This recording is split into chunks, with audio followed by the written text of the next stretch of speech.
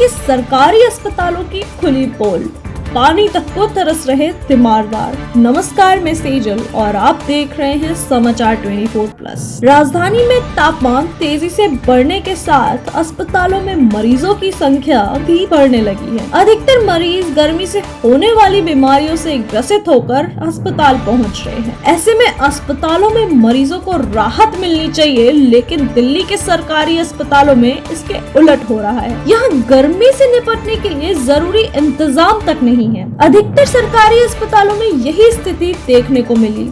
कहीं पंखे खराब हैं तो कहीं पानी पीने की व्यवस्था तक नहीं है। यहाँ तक कि हीट स्ट्रोक से निपटने के लिए मरीजों को विशेष बेड के इंतजाम तक नहीं दिए गए हैं। वैसे कुछ अस्पतालों में समय रहते सतर्कता बरतनी शुरू कर दी है, लेकिन अधिकांश अस्पतालों में मूलभूत सुविधाओं की कमी देखी गई। गर्मी के प्रकोप को देखते हुए प्रशासन को तत्काल ठोस कदम उठाने की आवश्यकता है, ताकि मरीजों को राहत मिल सके और किसी भी गंभीर स्थिति से बचा जा सके। लोकनायक अस्पताल में गर्मी से निपटने के लिए कोई खास तैयारी नहीं की गई है। हीट स्ट्रोक से पीड़ित मरीजों के लिए न तो विशेष बेड है और न ही कूलिंग सिस्टम। अस्पताल परिसर में लगे वाटर कूलर में या तो पानी नहीं आ रहा है या फिर वह गंदा है।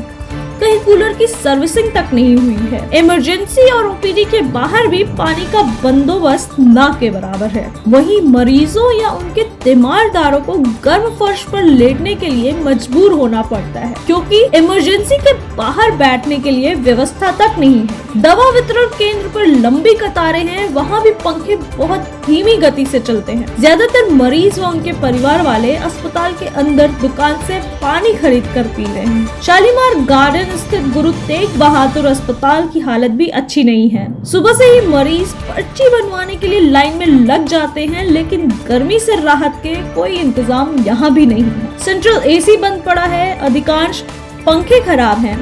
सेंटर फॉर डायबिटीज के बाहर मरीज और तीमारदार धूप में लाइन में खड़े दिखे।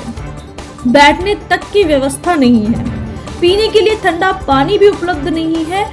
इमरजेंसी वार्ड में भी गर्मी से बचाव के लिए कोई खास उपाय नहीं है। पूर्वी दिल्ली, गाजियाबाद और नोएडा से आने वाले मरीजों को भारी परेशानी का सामना करना पड़ रहा है। मरीज सपना ने बताया कि वो सुबह 7 बजे से लाइन में खड़ी है, लेकिन दोपहर तक भी पर्ची नहीं बन पाई। इस गर्मी में इतनी देर खड़ा रहना बेहद मुश्किल होता जा रहा है। दिल्ली में पश्चिमी इलाके के स्थित दीनदयाल उपाध्याय अस्पताल में अब तक हीट स्ट्रोक से संबंधित कोई गंभीर मामला सामने नहीं आया है, लेकिन अस्पताल प्रशासन सतर्क है। इमरजेंसी वार्ड में कुछ बेड आरक्षित किए गए हैं।